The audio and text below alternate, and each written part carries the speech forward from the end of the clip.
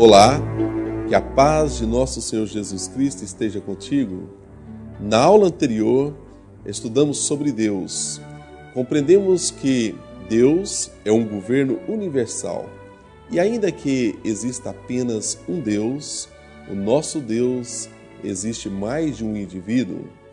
Por isso, no hebraico, a palavra empregada que traduzimos por Deus é Elohim, uma palavra plural.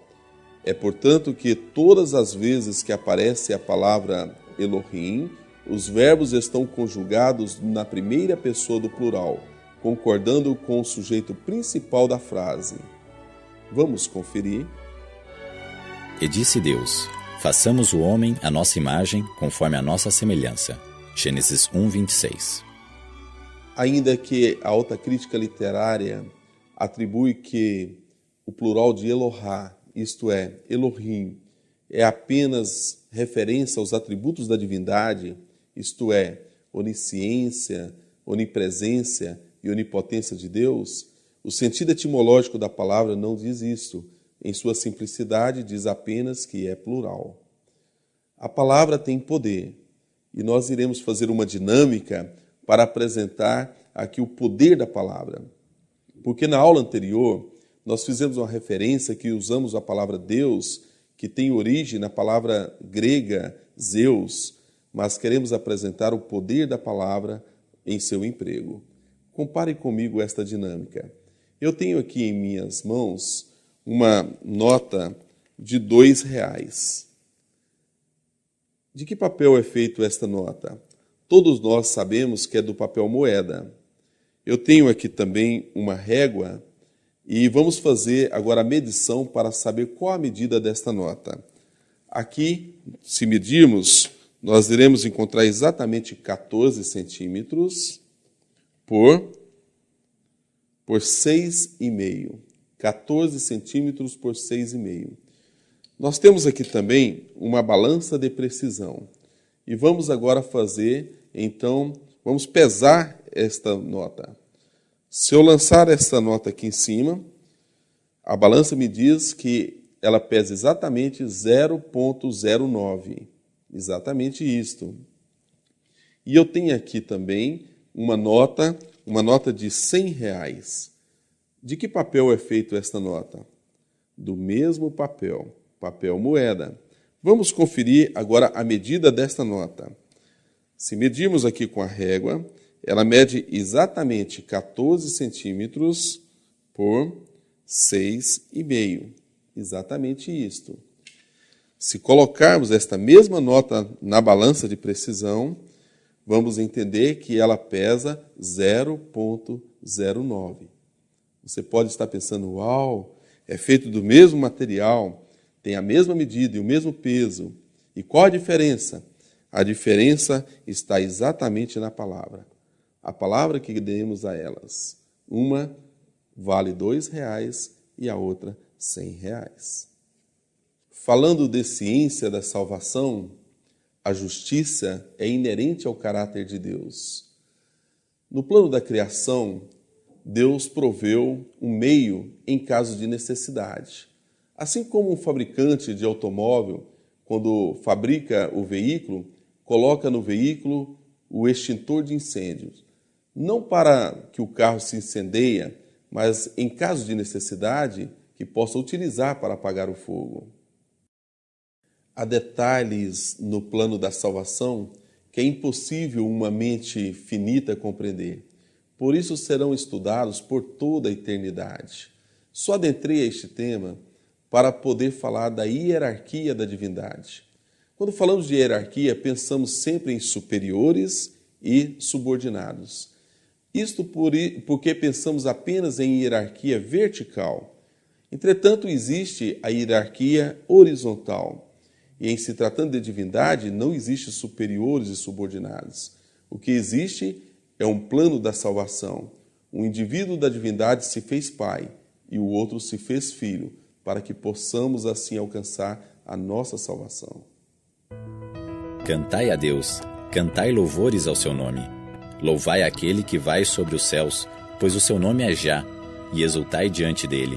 Pai de órfãos e juiz de viúvas é Deus no seu santo lugar. Salmos 68, 4 e 5. Este Pai que o Salmo 68 apresenta é na forma genérica as divindades bíblicas. No contexto do Antigo Testamento, aparece muito a palavra Senhor no texto contemporâneo, que é YHWH, o verbo ser em tempo indefinido, e não pode ser empregado como nome próprio a um indivíduo da divindade. Na verdade, o nome Senhor, que substitui tetragrama, é genérico, tanto ao Pai quanto ao Filho. O Antigo Testamento tem 3 correntes documentárias: eloísta, javista e sacerdotal. E o Salmo 45 tem uma passagem que apresenta 2 sujeitos chamados de Deus. O teu trono, ó Deus, é eterno e perpétuo. O cetro do teu reino é um cetro de equidade. Tu amas a justiça e aborreces a impiedade.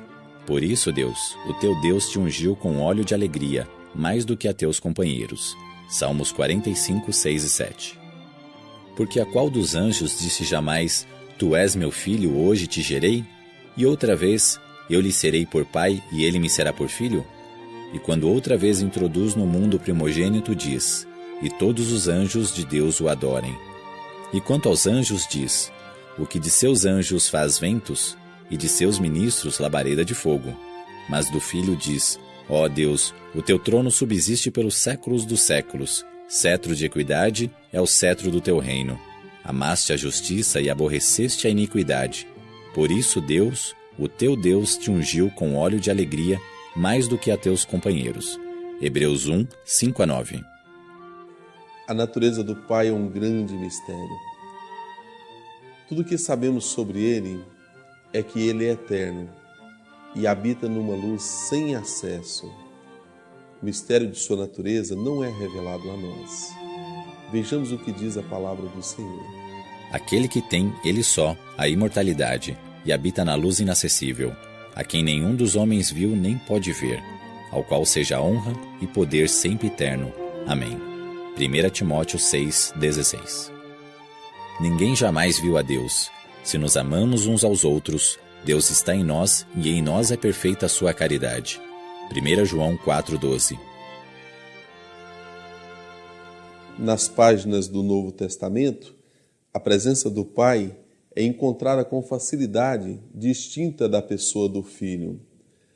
O primeiro registro das palavras de Cristo foi por uma ocasião de uma festa pascual, quando seus pais, José e Maria, o esqueceram entre os doutores da lei. Respondeu Jesus: Por que estavam me procurando? Não sabeis que me convém tratar dos negócios de meu pai? Bem, agora vamos ver uma sequência de textos bíblicos apresentando a relação íntima entre o Pai e o Filho. Em Mateus capítulo 6, versículo 9, traz aqui a oração modelo, Pai nosso que estás nos céus, uma oração que o nosso Senhor nos ensinou. Em João capítulo 2, versículo 16, apresenta Jesus purificando a casa de seu Pai. Como ousais transformar a casa de meu Pai em mercado? Em João capítulo 3, versículo 16, o Pai envia o Filho para salvar o mundo, porque Deus amou o mundo de tal maneira que deu seu Filho unigênito, para que todo aquele que nele crê não pereça, mas tenha a vida eterna. O Pai ama o Filho. João 3 e 35. O Pai ama o Filho e todas as coisas confiou às suas mãos. E logo abaixo no versículo João 3, 36, quem rejeita o Filho está debaixo da ira de Deus. Todo aquele que crê no Filho tem a vida eterna, mas todo aquele que rejeita o Filho não verá a vida, pois sobre ele permanece a ira de Deus. João 4 e 23, o Pai procura os verdadeiros adoradores, mas vem a hora e já chegou, em que os verdadeiros adoradores adorarão o Pai em espírito e em verdade, pois o Pai procura tais que assim o adorem. Ainda no evangelho narrado por João, no capítulo 5, versículo 17, o pai trabalha incessantemente. Meu pai trabalha até agora, e eu trabalho também. 5:23, quem não honra o filho não honra o pai. E em João 6:46, ninguém viu ao pai, a não ser aquele que é de Deus. Só este viu ao pai. Em João 8:18, o pai testifica do filho. Jesus disse: a minha outra testemunha é o pai que me enviou. Em João 8:54, o pai glorifica o filho. Quem me glorifica é meu pai, o qual dizeis que é o vosso Deus. E João 10:15, o filho conhece ao pai. Assim como o pai me conhece, eu também conheço o pai. No capítulo 11, versículo 41, o filho agradece ao pai. Pai, graças te dou porque me ouviste. E em João capítulo 12, versículo 26, quem serve ao filho é honrado pelo pai. E se alguém me servir, meu pai o honrará.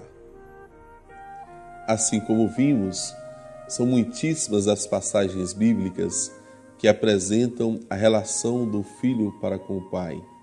Precisaríamos de muito tempo para narrá-las, sem nenhum comentário, portanto vamos ficar por aqui. As manifestações diretas do pai são raríssimas e a Bíblia apresenta algumas delas. Vejamos a seguir. Primeira, por ocasião do batismo de Jesus, e ouviu-se uma voz do céu. Lucas 3, verso 22. Tu és o meu filho amado, em ti me comprazo. A segunda manifestação direta do Pai foi no Monte da Transfiguração. Estando ele ainda a falar, uma nuvem luminosa os cobriu, e da nuvem saiu uma voz que dizia: Este é o meu filho amado, em quem me comprazo. A ele ouvi. Mateus 17, verso 5. A terceira manifestação direta foi no pátio do templo, já no fim do ministério de Cristo, Jesus diante dos gregos. Então veio uma voz do céu: Já o glorifiquei, e outra vez o glorificarei. João 12, verso 28. Há outras passagens mais obscuras, onde aparecem indiretamente a presença do Pai. Entre essas, destacamos o episódio do Monte Horebe. Ouçamos a palavra do Senhor. O dia em que estiveste perante o Senhor teu Deus em Horebe, quando o Senhor me disse: Ajunta-me este povo e os farei ouvir as minhas palavras, e aprendê-las-ão para me temerem todos os dias que na terra viverem, e as ensinarão a seus filhos. E vós vos chegastes e vos pusestes ao pé do monte, e o monte ardia em fogo até ao meio dos céus, e havia trevas, e nuvens, e escuridão. Então o Senhor vos falou do meio do fogo, a voz das palavras ouvistes, porém, além da voz, não vistes semelhança nenhuma. Então vos anunciou ele o seu concerto, que vos prescreveu os 10 mandamentos, e os escreveu em 2 tábuas de pedra. Também o Senhor me ordenou ao mesmo tempo que vos ensinasse estatutos e juízos, para que os fizesseis na terra a qual passais a possuir. Guardai, pois, com diligência as vossas almas, pois semelhança nenhuma vistes no dia em que o Senhor vosso Deus, em Horebe, falou convosco do meio do fogo. Para que não vos corrompais e vos façais alguma escultura, semelhança de imagem, figura de macho ou de fêmea, figura de algum animal que haja na terra, figura de alguma ave alígera que voa pelos céus, figura de algum animal que anda de rastos sobre a terra, figura de algum peixe que esteja nas águas debaixo da terra. E não levantes os teus olhos aos céus e vejas o sol, e a lua, e as estrelas, todo o exército dos céus, e sejas impelido a que te inclines perante eles, e sirvas aquele que o Senhor teu Deus repartiu a todos os povos debaixo de todos os céus. Deuteronômio 4, 10-19. O fato de Deus Pai nunca ter sido visto por alguém não indica inexistência.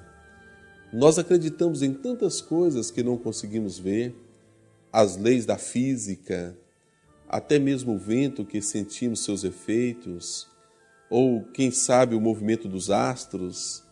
Na verdade, nós acreditamos em muitas coisas sem questionarmos.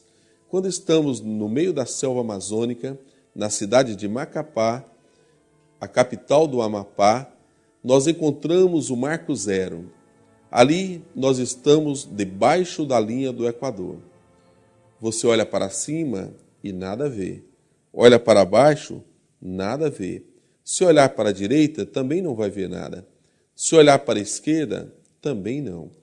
Mas pode acreditar, se você der uma volta de 360 graus no globo terrestre, sem sair do posicionamento, você pode até mesmo passar pela pirâmide de Gizá e você ainda estará debaixo da linha do Equador.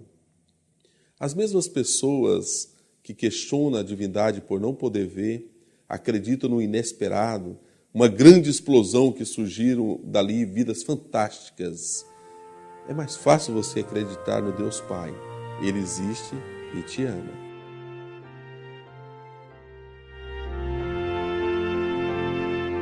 Tuas obras te coroam como uma luz de esplendor.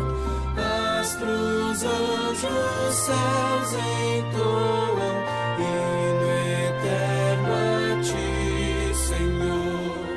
Campos, matas, vales, montes, verde outeiro e verde mar, aves e sonoras fontes formam coro singular.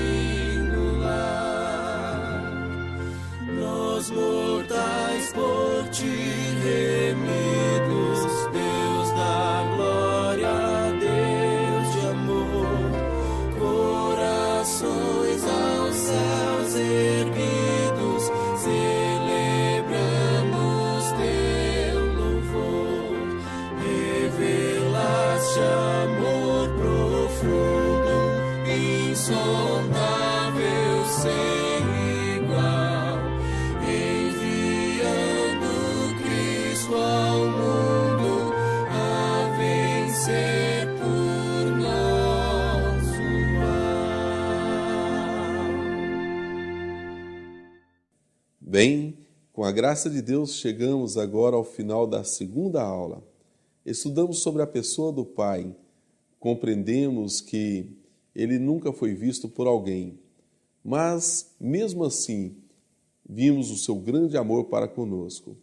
Na próxima aula, estudaremos sobre a pessoa do Filho, o Deus encarnado. Convido você a continuar conosco.